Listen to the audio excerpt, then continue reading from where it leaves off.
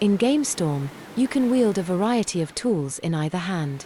In your favored hand, press and hold the A or X button to summon the tool wheel, then twist your wrist to highlight a tool. You will see that for each tool there is an information panel that provides the name of the tool and how to use it. Select the grabber tool and release the button to select it. As you do that, you will see what button you need to press in order to do what, whilst using that tool. Do the same in your off hand, and select the Navigator tool.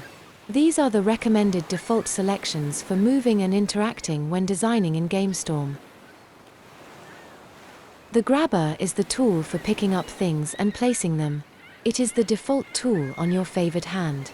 Simply point the beam at something and pull the trigger to pick it up. As well as grabbing things at the end of your pointer, you can also grab things by putting your hand into the thing's geometry. As soon as your hand intersects a face, it will turn from semi-transparent to solid and you can then grab it. Lightly press the joystick whilst holding something to see the radial menu options. Push left or right to rotate the object left or right. Push up to drop to the ground under gravity. Remember to keep hold of the trigger until the thing has landed and stopped moving, or it can lead to unwanted movement when the timeline is played. This is very important when creating physics-based contraptions. And finally, pull down to bring something closer that is far away. The Navigator is the tool for teleporting around the set. It is the default tool on your off-hand. Simply point where you want to jump to and a green target circle will appear. The target circle won't appear if there is no collider, or will turn red if it is not a valid layer to teleport onto. Using the radial menu you can push left or right to turn 90 degrees left or right. Pull down to turn 180 degrees to face the opposite direction.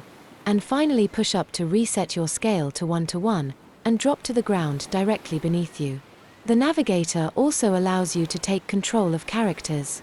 Point at a player character and hold down the trigger until you are the player to test some gameplay, or point at a puppet character in order to enter the mocap setup room before performing as them and recording some mocap animation. The Duplicator lets you duplicate a single thing or a selected group of things. Simply point at the thing you want to duplicate and it will highlight in green if it can be duplicated. Hold down the trigger to start a confirmation timer, and keep holding until the thing is duplicated. Keep the trigger held down until you have moved it to where you want it, then release. The Destroyer lets you permanently remove things from the scene. You can delete a single thing or a selected group of things. Simply point at something and it will highlight solid red if it can be deleted.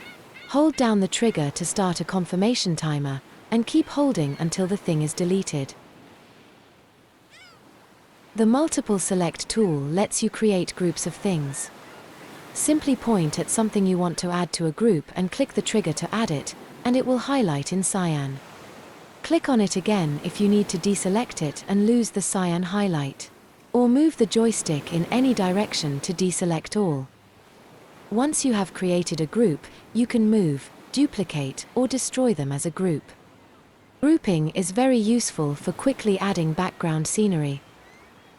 Finally, if you press the B or Y button on your favored hand whilst pointing at the group, you can inspect what you have selected. This will reveal the inspector screen on your wrist pad, allowing you to apply common properties, such as locking them in the scene to avoid accidental movement, or saving them to your asset library as a new grouped asset for use in other games. The Sketcher lets you create new shapes and work on existing shapes from the asset library. This is a powerful tool that we will cover in another tutorial, but at its most basic, point at a surface and use the trigger to create a series of vertices, with edges between them, in a loop. These will be aligned to create a flat surface, and when you close the loop, it will form a face and immediately extrude by 10 centimeters to create a 3D shape.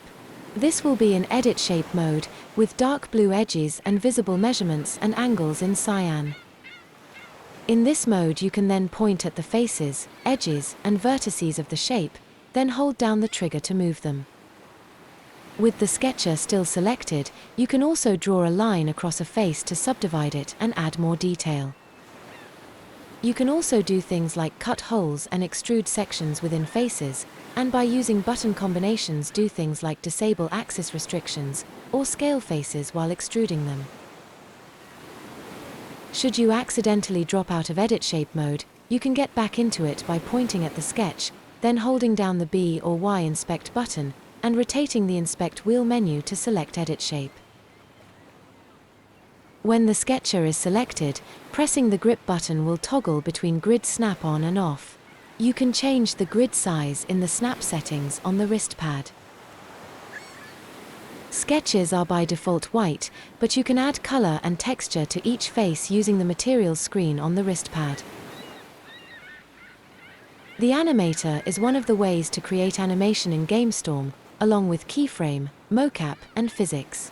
It allows you to pick something up with the trigger and move it with your hand, recording its movement to the timeline. A confirmation timer will show before recording of the animation starts, and it will move as if on a tight spring, which helps to reduce hand jitter and results in a cleaner motion. Release the trigger to stop recording and create a new activity on the timeline. You can playback or scrub time to see it animate along its new motion path. There are more functions available through the timeline to edit the animation that we will cover in another tutorial.